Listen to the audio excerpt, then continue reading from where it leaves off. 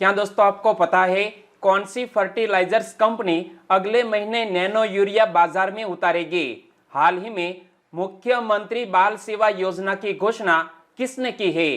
प्रतिवर्ष विश्व तंबाकू निषेध दिवस कब मनाया जाता है? ऐसे ही 13 बड़ी खबरों को कवर करते हुए हमने आज का बोले तो 31 मई 2021 का करंट अफेयर का वीडियो तैयार किया है। क्वालिटी की दृष्टि से बेस्ट यह वीडियो, आप लास्ट तक देखें। लास्ट में मैं आपसे एक क्वेश्चन पूछूंगा जिसका आंसर आपको नीचे कमेंट बॉक्स में देना है। और अभी तक आपने हमारी जीके 2020 चैनल को सब्सक्राइब नहीं किया है तो सब्सक्राइब कीजिए, पास में जो बेल आइकन है उसे भी प्रेस कर दीजिए, क्योंकि आने वाले हर एक वीडियो की अपडेट आपको सबसे पहले मिले। चलिए बिना वक्त गंवाए स्टार्ट करते हैं पहले क्वेश्चन से। प्रतिवर्ष विश्व तंबाकू निषेध दिवस कब मनाया जाता है? प्रतिवर्ष वर्ल्ड नो टोबैको डे मनाया जाता है 31 मई को, यानी कि आज ही 31 मई वर्ल्ड नो टोबैको डे मनाया जा रहा है। और यह महत्वपूर्ण दिवस से जुड़े हुए और भी क्वेश्चन बन सकते हैं। पहले तो इस इमेज को पढ़िए, क्या लिखा है? विश्व तंबाकू निषेध दिवस कब मनाया जाता है? 31 मई को। और विश्व तंबाकू निषेध दिवस किसके द्वारा मनाया जाता है? विश्व स्वास्थ्य संगठन द्वारा, यानी कि वर्ल्ड हेल्थ ऑर्गेनाइजेशन द्वारा यह दिवस मनाया जाता है। और WHO द्वारा विश्व तंबाकू निषेध दिवस की पहल को कब अपनाया गया था? 1987 में यह विश्व तंबाकू निषेध दिवस की पहल को अपनाया गया था। और वर्ल्ड नो टोबैको डे 2020 की थीम क्या रखी गई थी? युवाओं को इंडस्ट्री के हथकंडे से बचाना और उन्हें तंबाकू और निकोटीन के सेवन से रोकना।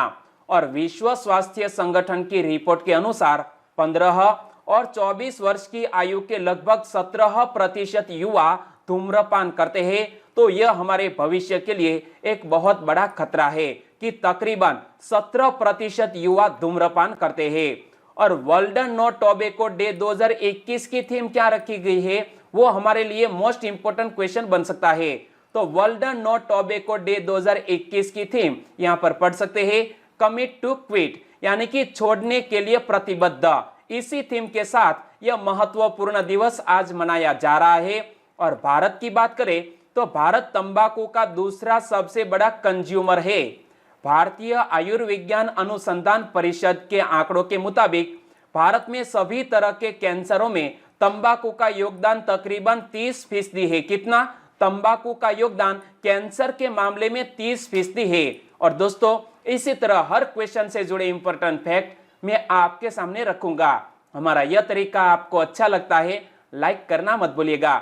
दूसरा क्वेश्चन है आपकी स्क्रीन पर, निम्न में से किस संगठन ने स्टेडफास्ट डिफेंडर 21 वार गेम्स नामक सैन्य अभ्यास आयोजित किया? हाल ही में नाटो नामक संगठन ने यह स्टेडफास्ट डिफेंडर 21 वार गेम्स नामक सैन्य अभ्यास आयोजित किया है, यानी कि इस क्वेश्चन का सही आंसर है नाटो। लेकिन नाटो का पूर्ण स्वरूप क्या होता है? North Atlantic Treaty Organization NATO का पूर्ण स्वरूप।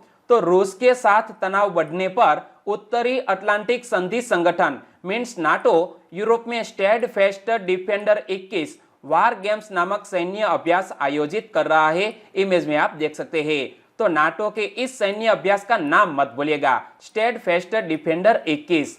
और इस युद्ध अभ्यास में नाटो सैनिक, यह युद्धपोत और दर्जनों विमान भाग ले रहे हैं। और यह अभ्यास पूरे अटलांटिक, यूरोप और काला सागर क्षेत्र में हो रहे हैं। और आगे मैं आपको बताऊं तो अपने किसी एक सदस्य पर हमला होने पर जवाबी कार्यवाही करने के उद्देश्य से इस युद्ध अभ्यास का आयोजन किया जा रहा है।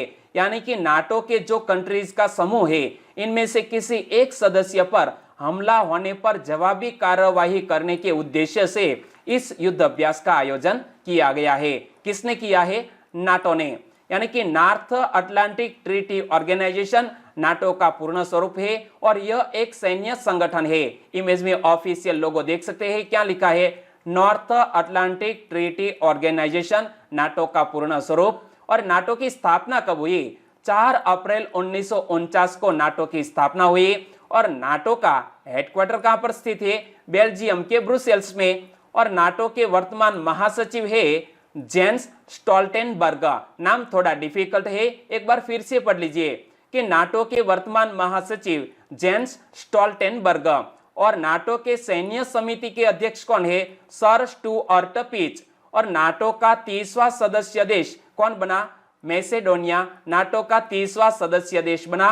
तो यह संगठन से जुड़े हुए इतने फैक्ट आपको याद रख लेने चाहिए। ओके, तीसरा क्वेश्चन, हाल ही में मुख्यमंत्री बाल सेवा योजना की घोषणा किसने की? हाल ही में मुख्यमंत्री बाल सेवा योजना की घोषणा गुजरात के मुख्यमंत्री विजयभाई रूपाणी ने की। यानी कि इस क्वेश्चन का सही आंसर है option B, Vijaybhai Rupani. Image में आप देख सकते हैं विजयभाई रूपाणी बोले तो गुजरात के वर्तमान मुख्यमंत्री बाल सेवा योजना किसके लिए लॉन्च की है, वो भी एक क्वेश्चन बन सकता है। तो कोरोना महामारी में जान गंवाने वाले माता पिता के बेसहारा बच्चों के लिए यह मुख्यमंत्री बाल सेवा योजना लॉन्च की है। और ऐसे बच्चों को 18 वर्ष की आयु तक 4,000 रुपये और उसके बाद 21 वर्ष की आयु तक 6,000 रुपये प्रति महीने दिए जाएंगे। इसी तरह की घोषणा हाल ही में गुजरात के मुख्यमंत्री विजयभाई रूपाणी जी ने की है। और राज्य सरकार ने केंद्र में नरेंद्र भाई मोदी सरकार के 7 वर्ष पूरे होने की पूर्व संध्या पर इस कार्यक्रम की घोषणा की। और इस योजना के तहत लाभ प्राप्त करने के लिए सभी प्रकार के स्नातक और स्नातकोत्तर पाठ्यक्रमों को वैध माना जाएगा। और आगे बात करते हैं, यानी कि यह जो अनाथ हुए बच्चों की शिक्षा का खर्च भी राज्य सरकार उठाएंगे। और बात करते हैं गुजरात की, तो गुजरात से जुड़े हुए कुछ नए क्वेश्चन आज मैं आपके सामने पेश कर रहा हूं, इजाजत है? ओके, तो गुजरात का सबसे बड़ा जिला कौन सा है? कच्छ।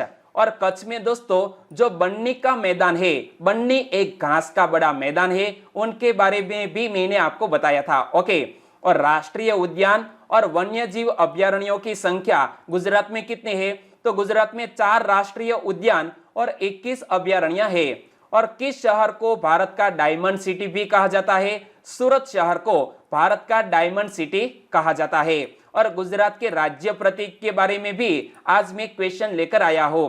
तो गुजरात राज्य का राज्य फूल क्या है? मैरीगोल्ड मीन्स गलगोटा। और गुजरात राज्य का राज्य फल क्या है? आम। आम का सीजन है। और गुजरात के केसर को GI टैग भी मिला हुआ है। आपने यह आम खाया है? बहुत ही रसीला आम होता है, जरूर खाइएगा। नाम है केसर। ओके, और गुजरात राज्य का राज्य पेड़ क्या है? बरगद गुजरात राज्य का राज्य पेड़ है। और मैं आपसे एक क्वेश्चन पूछना चाहूंगा कि यह गुजरात में सबसे बड़ा बरगद का पेड़ कहां पर स्थित है? आपको याद है तो नीचे कमेंट सेक्शन में जरूर बताना। बात करते हैं चौथे क्वेश्चन की। एक कैटेरिना लिसिना का किस मामले में Guinness book of world record में नाम दर्ज है? इमेज में आप देखिए, यह है एक कैटेरिना लिसिना। और दोस्तों इमेज के जरिए ही आप आंसर तक पहुंच जाएंगे। आंसर का पता चल गया? Very nice. एक कैटेरिना लिसिना का नाम Guinness book of world record में दर्ज हुआ है क्योंकि दुनिया की सबसे लंबी टांगों वाली लड़की है। नाम है एक कैटेरिना लिसिना। लेकिन हमारी भारतीय बॉलीवुड अभिनेत्री कम ऊंचाई वाली नहीं है, नाम है कैटरीना कैफ। लेकिन उनसे भी ज्यादा हाइट है एक कैटेरिना लिसिना की। तो एक कैटेरिना लिसिना किस देश की है? रूस देश की है। और हमें यह महिला का नाम याद क्यों रख लेना चाहिए? क्योंकि हाल ही में Guinness book of world record में नाम दर्ज हुआ है और इसीलिए यह जीके का क्वेश्चन बन जाता है। ओके, तो एक कैटेरिना की हाइट कितनी है? 6 फीट 7 इंच, यानी कि पूरी हाइट है 6 फीट 7 इंच। और उनके बाएं टांग की लंबाई 132.8 सेंटीमीटर और दाहिने टांग की लंबाई 132.2 सेंटीमीटर है। और एक कैटेरिना लिसिना के बारे में मैं आपको आगे बताऊं तो 29 साल की एक कैटेरिना लिसिना पेशे से एक मॉडल है। इमेज में आप देख सकते हैं। और उन्हें दुनिया की लंबी मॉडल का खिताब भी दिया जा चुका है। और कुछ इमेजेस में आपके सामने रखना चाहूंगा क्योंकि कुछ मनोरंजन भी हो जाए। इमेज में देखिए, एक कैटेरिना लिसिना की हाइट कितनी है? 6 फुट 7 इंच। और ये देखिए दुनिया की सबसे लंबी टांग वाली यह महिला। और ये हाइट देखिए, यह छोटी सी महिला और ये लंबी महिला। मजा आ गया? तो वीडियो को लाइक करना मत भूलिएगा। चलिए, 5वां क्वेश्चन है आपकी स्क्रीन पर। मध्याह्न भोजन योजना की शुरुआत कब हुई थी? मध्याह्न भोजन योजना बोले तो मिड डे मील स्कीम। इस योजना की शुरुआत वर्ष 1995 में हुई थी। यानी कि इस क्वेश्चन का सही आंसर है ऑप्शन बी, वर्ष 1995। लेकिन यह mid day meal scheme current affair में क्यों आई? तो देखो, केंद्र सरकार ने 28 मई को भारत सरकार की मध्याह्न भोजन योजना यानी कि मिड डे मील योजना के तहत 11.8 करोड़ छात्रों को प्रत्यक्ष लाभ यानी कि डायरेक्ट बेनिफिट ट्रांसफर के माध्यम से मौद्रिक सहायता प्रदान करने की घोषणा की है। यानी कि वर्तमान में स्कूल बंद है तो बच्चों को जो दोपहर दिया जाने वाला भोजन था उनकी जो राशि थी वो डायरेक्ट बेनिफिट ट्रांसफर के जरिए बच्चों के खाते में डाल दी जाएंगे। इसी तरह की घोषणा केंद्र सरकार ने की है। भारत सरकार इस उद्देश्य के तहत सभी राज्यों और केंद्र शासित प्रदेशों को लगभग 12,000 करोड़ रुपए की अतिरिक्त धनराशि मुहैया कराएगी। दोस्तों, पिछले साल से यह बच्चों को राशि दी जा रही है, लेकिन स्कूल के द्वारा। ओके, और मध्याह्न भोजन योजना की बात करें तो भारत सरकार की एक योजना है जिसके अंतर्गत पूरे देश के प्राथमिक और लघु माध्यमिक विद्यालयों के छात्रों को दोपहर का भोजन निःशुल्क प्रदान किया जाता है। और मध्याह्न भोजन स्कूली बच्चों को खिलाया जाने वाला विश्व का सबसे बड़ा आहार कार्यक्रम है, तो यह बात भी याद रख लीजिए। और मिड डे मील के बारे में आपको जो कोई भी अच्छी बात पता है तो उनके बारे में भी कमेंट बॉक्स में जरूर बताना। छठा क्वेश्चन, निम्न में से कौन अगले महीने नैनो यूरिया बाजार में उतारेगी? निम्न में से कौन सी फर्टिलाइजर्स कंपनी अगले महीने नैनो यूरिया बाजार में उतारेगी? इमेज में आप देख सकते हैं, यह है नैनो नाइट्रोजन। अगले महीने इफ्को नामक जो गुजरात की एक फर्टिलाइजर्स कंपनी है वो उतारेगी यह नैनो फर्टिलाइजर्स। यानी कि इस क्वेश्चन का सही आंसर है ऑप्शन ए, इफ्को एक गुजरात की बहुत बड़ी फर्टिलाइजर्स कंपनी है। और यहां पर पढ़िए, अब नैनो फर्टिलाइजर्स से होंगी खेती और इफ्को ने लॉन्च किया nano nitrogen, nano zinc, nano copper और बढ़ेगी 30% तक पैदावार। तो इंडियन फार्मर्स फर्टिलाइजर्स कोऑपरेटिव यानी कि इफ्को अगले महीने नैनो यूरिया बाजार में उतारेगी। 500 मिलीलीटर नैनो यूरिया की कीमत 240 रुपये होगी, जो सामान्य यूरिया के 45 किलोग्राम के बराबर होगी। और इसके इस्तेमाल से खेती की लागत कम होने के साथ उपज में वृद्धि होगी और इसीलिए यह नैनो फर्टिलाइजर्स अगले महीने बाजार में होंगे। और यहां पर पढ़िए, 50 किलोग्राम यूरिया के बराबर आधा लीटर की बोतल यह नैनो यूरिया की, और यह लॉन्च करने जा रही है इफ्को नामक fertilisers company.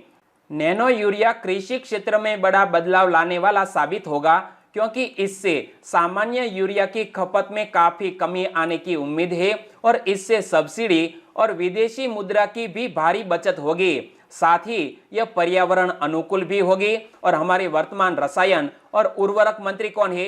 DV. Sadananda Gowda हमारे वर्तमान रसायन और उर्वरक मंत्री है। और दोस्तों, यहां बात करते हैं यह नैनो फर्टिलाइजर्स की, तो पिछले साल भी मैंने आपको क्वेश्चन बताया था कि हाल ही में भारत के पहले नैनो आधारित उत्पादों की शुरुआत किसने की है? तो इफ्को ने की है। तब भी मैंने विथ इमेज आपको यह क्वेश्चन बताया था। और अगले महीने यह नैनो फर्टिलाइजर्स बाजार में होंगे। तो दुनिया की सबसे बड़ी Indian Farmers Fertilisers Cooperative Limited यानी कि इफ्को ने गुजरात की कलोल इकाई में आयोजित हुए कार्यक्रम के दौरान ऑन ट्रायल आधारित nano nitrogen, nano zinc, nano copper की शुरुआत की है। और बात करें इफ्को की, तो इफ्को के वर्तमान मैनेजिंग डायरेक्टर कौन है? उदय शंकर अवस्थी। और इफ्को की स्थापना कब हुई? 3 नवंबर 1967 को इफ्को की स्थापना हुई। और वर्ष 2017 में इफ्को ने अपनी 50वीं स्वर्ण जयंती भी मनाई, यानी कि 50 साल पूर्ण हुए और 50 साल पूर्ण होने पर स्वर्ण जयंती मनाई जाती है। और इफ्को का मुख्यालय कहां पर स्थित है? नई दिल्ली में इफ्को का हेडक्वार्टर स्थित है। 7वां क्वेश्चन, हाल ही में भारतीय तटरक्षक बल के गश्ती पोत सजग का जलावतरण किसने किया? तो यह एक गश्ती पोत जिसका नाम है सजग, और सजग का जलावतरण किया है अजीत डोभाल ने। यानी कि इस क्वेश्चन का सही आंसर है ऑप्शन बी, अजीत डोभाल। अजीत डोभाल बोले तो हमारे वर्तमान राष्ट्रीय सुरक्षा सलाहकार। यहां पर पढ़िए, कमीशनिंग ऑफ ICGS सजग। और कब इसका कमीशनिंग किया गया है? 29 मई 2021 को। और किसने कमीशन किया है? तो हमारे श्री अजीत डोभाल ने। वो कौन है? हमारे नेशनल सिक्योरिटी एडवाइजर है। तो पढ़िए, राष्ट्रीय सुरक्षा सलाहकार अजीत डोभाल ने भारतीय तटरक्षक बल के गश्ती पोत सजग का जलावतरण किया और इसे समुद्री सुरक्षा के लिए राष्ट्र को समर्पित किया। लेकिन यह सजग नामक गश्ती पोत का निर्माण किसने किया है, वो भी एक क्वेश्चन बन सकता है। गोवा शिपयार्ड लिमिटेड ने यह सजग नामक गश्ती पोत को तैयार किया है, निर्मित किया है। और मेक इन इंडिया लक्ष्य दृष्टि के अनुरूप देश में निजी यार्ड सहित विभिन्न पोत कारखानों में भारतीय तटरक्षक जहाजों का निर्माण किया जा रहा है। जो हाल ही में यह गश्ती पोत का निर्माण किया गया है, नाम मत भूलिएगा, नाम है सजग। और यहाँ हम बात करते हैं भारतीय तटरक्षक बल की। तो भारतीय तटरक्षक की स्थापना कब हुई? 1 फरवरी 1977 को। और वर्तमान में भारतीय तटरक्षक के महानिदेशक कौन है? कृष्णस्वामी नटराजन।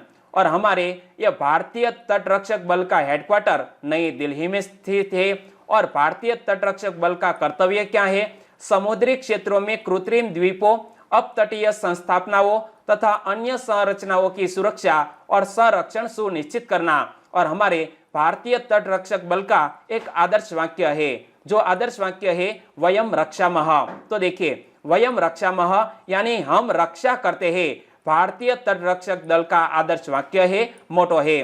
तो यह फैक्ट आपको याद रख लेने चाहिए। 8वां क्वेश्चन, ऑटो लोन बुक में गड़बड़ी के लिए आरबीआई ने किस बैंक पर 10 करोड़ रुपए का जुर्माना लगाया? हाल ही में ऑटो लोन बुक में गड़बड़ी के लिए हमारी रिजर्व बैंक ऑफ इंडिया ने एचडीएफसी बैंक पर 10 करोड़ रुपए का जुर्माना लगाया। यानी कि इस क्वेश्चन का सही आंसर है एचडीएफसी बैंक। एक विसल ब्लोअर से शिकायत मिलने के बाद हमारी रिजर्व बैंक ऑफ इंडिया ने बैंक के ऑटो ऋण ग्राहकों को तीसरे पक्ष के गैर वित्तीय उत्पादों के विपणन और बिक्री में एक परीक्षा आयोजित की थी। और नियामक ने कहा कि उसने पाया है कि बैंक नियामक निर्देशों का उल्लंघन कर रहा है और इसलिए एचडीएफसी बैंक पर 10 करोड़ का जुर्माना लगाया गया है। और बात करें एचडीएफसी बैंक की, तो 2 क्वेश्चन को लेकर पिछले मंथ में एचडीएफसी बैंक करंट अफेयर में रहा था। वो क्वेश्चन क्या थे?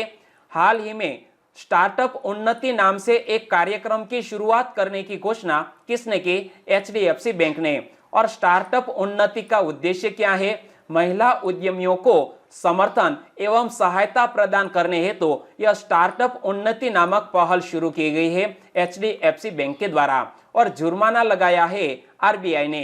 तो आरबीआई के 25वें गवर्नर है शक्तिकांत दास। आरबीआई का मुख्यालय मुंबई में स्थित है और आरबीआई की स्थापना 1 अप्रैल 1935 को कोलकाता में हुई थी। तो यह बेसिक इंफॉर्मेशन मैंने आपको कई बार बताई। आज कुछ नए क्वेश्चन की चर्चा करें तो भारतीय रिजर्व बैंक का गठन किस आयोग की सलाह पर किया गया था? हिल्टन यंग कमीशन की सिफारिश के आधार पर यह हमारी आरबीआई का गठन किया गया था। और भारतीय रिजर्व बैंक के पहले भारतीय मूल के गवर्नर कौन थे? सी.डी. देशमुख। इमेज में आप देख सकते हैं भारतीय रिजर्व बैंक के पहले भारतीय मूल के गवर्नर, नाम मत भूलिएगा, सी.डी. देशमुख। और भारतीय रिजर्व बैंक का लेखा वर्ष कब से कब तक होता है? तो 1 जुलाई से 30 जून तक हमारी भारतीय रिजर्व बैंक का अकाउंटिंग ईयर होता है। 9वां क्वेश्चन, 20वीं सदी की शुरुआत में नामीबिया पर अपने औपनिवेशिक काल के कब्जे के दौरान किसने नरसंहार किया था? 20वीं सदी की शुरुआत में नामीबिया देश पर अपने औपनिवेशिक काल के कब्जे के दौरान नरसंहार किया था जर्मनी देश ने। और जर्मन सरकार ने हाल ही में यह नरसंहार के मामले में यह नामीबिया देश की माफी मांगी है और इसीलिए यह क्वेश्चन करंट अफेयर में आया है। जर्मनी ने आधिकारिक तौर पर औपनिवेशिक नामीबिया में हजारों लोगों की हत्या को नरसंहार के रूप में मान्यता दी है। पीड़ित हेरेरो और नामा लोगों के थे और जर्मन सैनिकों ने 1904 से 1908 के बीच औपनिवेशिक शासन के खिलाफ विद्रोह के प्रतिशोध में नरसंहार को अंजाम दिया था। और इसी नरसंहार के मामले में जर्मनी देश ने माफी मांगी है। और जर्मनी ने आधिकारिक तौर पर नामीबिया में हजारों औपनिवेशिक हत्याओं के नरसंहार को स्वीकार किया और मुख्य रूप से विकास परियोजनाओं पर कुल 1.3 यूएस बिलियन खर्च करने पर सहमति व्यक्त की है जर्मनी सरकार ने। और बात करते हैं जर्मनी की, तो जर्मनी की बेसिक इंफॉर्मेशन मैंने आपको कई बार बताई है, लेकिन इस मंथ में जर्मनी 2 क्वेश्चन को लेकर करंट अफेयर में रहा है।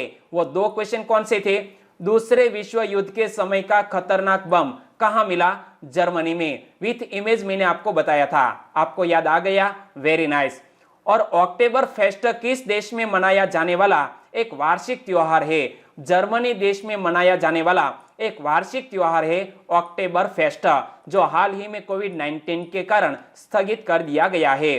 10वां क्वेश्चन, कोविड के चलते अनाथ हुए बच्चों के खाते में 5 लाख रुपए जमा किए जाने की घोषणा किसने की है? कोविड के कारण अनाथ हुए बच्चों के खाते में 5 लाख रुपए जमा किए जाने की घोषणा हाल ही में तमिलनाडु सरकार ने की है। यानी कि इस क्वेश्चन का सही आंसर है ऑप्शन डी, तमिलनाडु सरकार। तमिलनाडु सरकार ने कोविड के चलते अनाथ हुए बच्चों के खाते में 5 लाख रुपए जमा किए जाने की घोषणा की है और बच्चों के 18 वर्ष के होने पर उन्हें ब्याज सहित ये पैसे दिए जाएंगे। यानी कि हाल ही में 5 लाख रुपए ऐसे अनाथ बच्चों के अकाउंट में डाल दिए जाएंगे, लेकिन बच्चों को प्राप्त कब होंगे? 18 वर्ष के होने पर ब्याज सहित ये पैसे दिए जाएंगे। और इसी तरह की घोषणा तमिलनाडु की सरकार ने की है। और अनाथ हुए बच्चे कौन? तो याद रखो, कोविड-19 के कारण जिन्होंने अपने माता पिता को खो दिया है, ऐसे बच्चों को ही इस योजना का लाभ मिलेगा। और राष्ट्रीय बाल अधिकार संरक्षण आयोग ने राज्यों से कहा है कि वे कोरोना के दौरान अपने माता पिता या दोनों में से किसी एक को गंवाने वाले बच्चों का आंकड़ा बाल स्वराज पोर्टल पर उपलब्ध कराए। यह पोर्टल देखभाल और संरक्षण की आवश्यकता वाले बच्चों का पता लगाने के लिए है। तो यह बात भी याद रख लीजिए कि बाल स्वराज पोर्टल किस उद्देश्य से शुरू किया गया है। और यहां हम बात करते हैं तमिलनाडु की। तो दोस्तों 5 मई के करंट अफेयर में मैंने आपको यह क्वेश्चन बताया था कि M.K. स्टालिन किस राज्य के नए मुख्यमंत्री बनेंगे? यानी कि तमिलनाडु के नए मुख्यमंत्री बन गए हैं। M.K. स्टालिन एक अभिनेता थे, वो अब है तमिलनाडु के मुख्यमंत्री। और तब मैंने आपको M.K. स्टालिन के बारे में डिटेल में बताया था। ओके, और तमिलनाडु की बेसिक इंफॉर्मेशन पढ़ो। तमिलनाडु की कैपिटल का नाम है चेन्नई। तमिलनाडु के राज्यपाल है बनवारीलाल पुरोहित। और तमिलनाडु के नए मुख्यमंत्री बन गए हैं M.K. स्टालिन। और तमिलनाडु का प्रमुख भोजन है चावल। तो तमिलनाडु का लोकप्रिय और प्रसिद्ध नृत्य है भरतनाट्यम। और तमिलनाडु का राज्य पशु है नीलगिरी तहर, इमेज में आप देख सकते हैं। और तमिलनाडु का राज्य पक्षी है पन्ना कबूतर, इमेज में आप देख सकते हैं। आम कबूतर के मुकाबले यह पन्ना कबूतर कुछ अलग ही दिखता है। ओके, 11वां क्वेश्चन, आकाशगंगा के डाउनटाउन की नई शानदार तस्वीर किसने जारी की है? आकाशगंगा के डाउनटाउन की एक शानदार तस्वीर हाल ही में नासा ने जारी की। यानी कि इस क्वेश्चन का सही आंसर है ऑप्शन ए, नासा। और शानदार तस्वीर को इमेज में आप देख सकते हैं। तो अमेरिकी अंतरिक्ष एजेंसी नासा ने हमारी आकाशगंगा के प्रचंड और अति ऊर्जावान डाउनटाउन की एक शानदार तस्वीर जारी की है। और डाउनटाउन आकाशगंगा की वह जगह है जो इसके बिल्कुल केंद्र में है। और इस तस्वीर को खींचने में दक्षिण अफ्रीका के एक रेडियो टेलीस्कोप का भी योगदान है। किसने योगदान दिया है? दक्षिण अफ्रीका के एक रेडियो टेलीस्कोप ने भी इस इमेज को कैप्चर करने में योगदान दिया है। और यह तस्वीर पिछले 2 दशकों से पृथ्वी का चक्कर लगा रहे चंद्रमा एक्सरे ऑब्जर्वेटरी द्वारा किए गए 370 ऑब्जर्वेशन का नतीजा है। इसने मिल्की वे मीन्स आकाशगंगा के केंद्र में अरबों सितारों और ब्लैक होल्स की तस्वीरों को खींचा, जिसके बाद यह तस्वीर सामने आई है। और तस्वीर जारी की है नासा ने। तो नासा की बेसिक इंफॉर्मेशन मैंने आपको कई बार बताई, लेकिन इस मंथ में नासा 2 घटनाओं को लेकर करंट अफेयर में रहा था। वो 2 क्वेश्चन कौन से थे? तो हाल ही में शुक्र ग्रह के वातावरण में कम आवृत्ति के रेडियो सिग्नल का पता किसने लगाया है? नासा ने। और वाइपर नामक रोवर चंद्रमा की सतह पर भेजने की घोषणा किसने की है? इमेज में आप देख सकते हैं। दोस्तों 1 सप्ताह पहले की ही बात है कि वाइपर नामक रोवर चंद्रमा की सतह पर भेजने की घोषणा नासा, जो अमेरिका की अंतरिक्ष एजेंसी है, उन्होंने की है। 12वां क्वेश्चन, हिंदी पत्रकारिता दिवस कब मनाया गया? प्रतिवर्ष हिंदी पत्रकारिता दिवस मनाया जाता है 30 मई को। यानी कि इस क्वेश्चन का सही आंसर है ऑप्शन सी, 30 मई बोले तो हिंदी पत्रकारिता दिवस। और यह महत्वपूर्ण दिवस से जुड़े हुए और भी क्वेश्चन बन सकते हैं, जैसा कि निम्न में से किसकी याद में हिंदी पत्रकारिता दिवस मनाया जाता है? दोस्तों पिछले साल मैंने आपको हिंदी पत्रकारिता दिवस के अवसर पर यह क्वेश्चन पूछा था। तो पंडित जुगल किशोर शुक्ल की याद में हिंदी पत्रकारिता दिवस मनाया जाता है, तो नाम मत भूलिएगा, पंडित जुगल किशोर शुक्ल। और हिंदी पत्रकारिता दिवस कब मनाया जाता है? 30 मई को। और इसके पीछे का जो इतिहास है वो भी पढ़ लो। इसी दिन 1826 ईस्वी सन में पंडित जुगल किशोर शुक्ल ने हिंदी के प्रथम समाचार पत्र उद्दंड मार्तंड के प्रकाशन का शुभारंभ किया था। और इस समाचार पत्र की फ्रंट पेज और टाइटल यहां पर पढ़ सकते हैं, क्या लिखा है? उद्दंड मार्तंड। और किसने यह शुरू किया था? पंडित जुगल किशोर शुक्ल ने। कब शुरू किया था? 1826 में। और उद्दंड मार्तंड का शाब्दिक अर्थ क्या होता है? समाचार सूर्य। और उद्दंड मार्तंड का प्रकाशन प्रत्येक सप्ताह किस दिन को किया जाता था? मंगलवार को। पुस्तक आकार में छपने वाले उद्दंड मार्तंड के केवल 79 अंक ही प्रकाशित हो सके और दिसंबर 1827 में वित्तीय संसाधनों के अभाव में इसका प्रकाशन बंद हो गया था। तो मैं आपसे एक क्वेश्चन पूछना चाहूंगा, विश्व हिंदी दिवस कब मनाया जाता है? आपको याद है तो नीचे कमेंट सेक्शन में जरूर बताना। और राष्ट्रीय हिंदी दिवस कब मनाया जाता है वो भी बताना। और हम बात करते हैं पंडित जुगल किशोर शुक्ल की। तो इतिहासकार पंडित जुगल किशोर शुक्ल को भारतीय पत्रकारिता का जनक माना जाता है। वहीं बंगाल से हिंदी पत्रकारिता की शुरुआत का श्रेय राजा राम मोहन राय को दिया जाता है। इमेज में आप देख सकते हैं, हमारे भारत देश के एक महान समाज सुधारक थे। 13वां क्वेश्चन, गुजरात के किस शहर में एक डबल फिल्टर्ड 7 परत वाला मास्क तैयार किया गया है?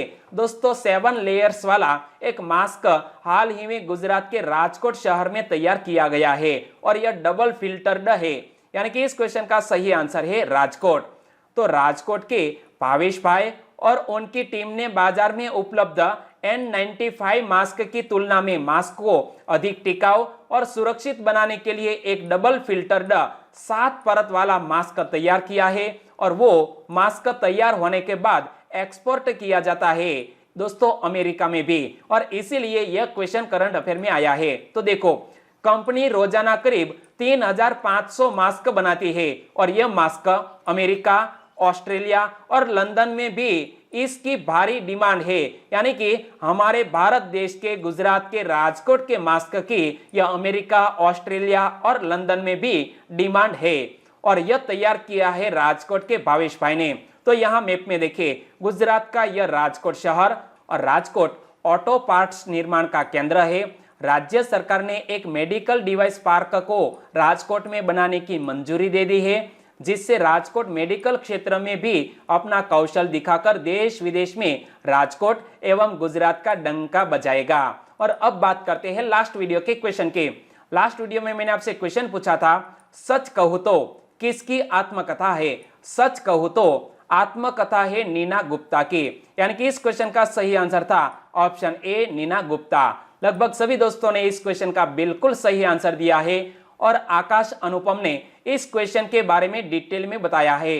तो आज मैं आकाश अनुपम से पूछना चाहूंगा कि हमारी GK 2020 यूट्यूब चैनल की वीडियो आपको कैसी लगती है और हमें इस वीडियो की इंप्रूवमेंट के लिए क्या करना चाहिए। आपका कोई सजेशन है तो नीचे कमेंट सेक्शन में जरूर बताना।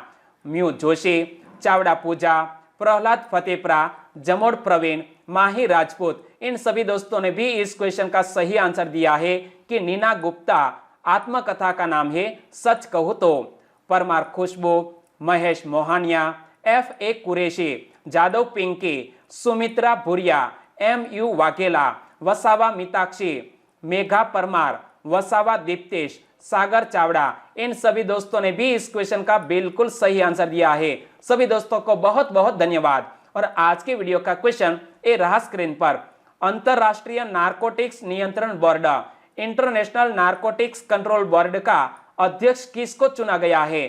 4 ऑप्शन आपकी स्क्रीन पर है। सही ऑप्शन आपको चुन लिया है आपने तो नीचे कमेंट सेक्शन में जरूर बताना। एक बार आप लिख देंगे फिर आप उसे कभी नहीं भूलेंगे। और वीडियो वाकई में आपको अच्छा लगा है, हेल्पफुल लगा है तो आपके दोस्तों को फेसबुक, व्हाट्सएप या टेलीग्राम के जरिए इस वीडियो के लिंक शेयर करना मत भूलिएगा। छोटी सी उम्मीद के साथ वीडियो खत्म करते हैं, फिर मिलेंगे नए करंट अफेयर वीडियो के साथ।